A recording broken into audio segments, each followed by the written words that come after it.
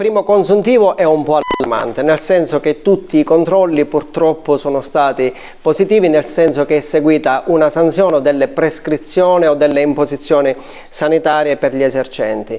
Quindi va aggiustata la concezione della somministrazione degli alimenti in Agrigento e in questo l'Arma dei Carabinieri si rende disponibile a seguire gli esercenti per la tutela del cittadino, per una somministrazione corretta degli alimenti. Tolleranza zero, diciamo, non darei un grado di tolleranza. Il rischio sarebbe quello di nuocere alla salute dei cittadini, per cui i controlli proseguiranno, ma non proseguiranno soltanto nei luoghi cosiddetti della movida.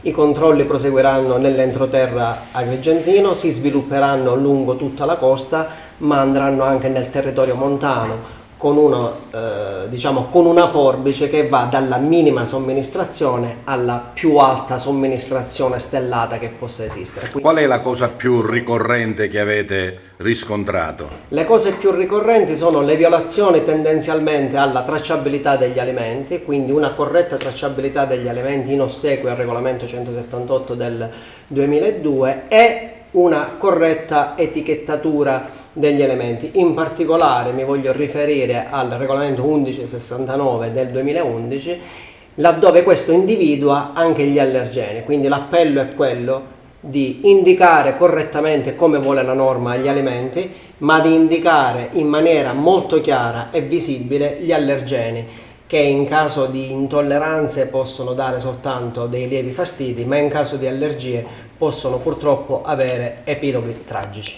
Abbiamo questo tipo di attività che ha descritto il Centro Anticrimine Natura con un altro tipo di intervento, avendo notato negli ultimi giorni, settimane, una recrudescenza della guida sotto l'effetto di sostanze alcoliche e stupefacenti, intensificheremo i controlli stradali, soprattutto nel weekend e all'uscita dei locali. E poi in fascia costiera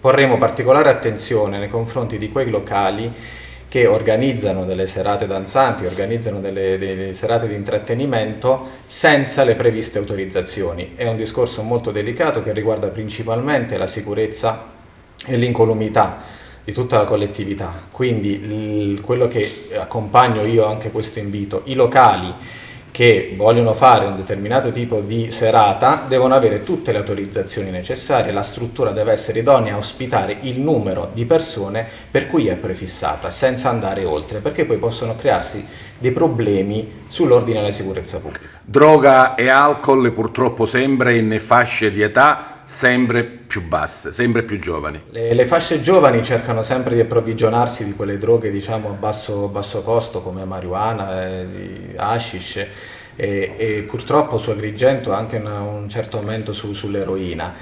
Sono droghe che comunque sono facilmente reperibili e i ragazzi giovani, giovanissimi, anche a volte minorenni, riescono a recuperarla e ahimè farne uso anche a fine di una serata, e anche qualcuno che guida sotto questo effetto.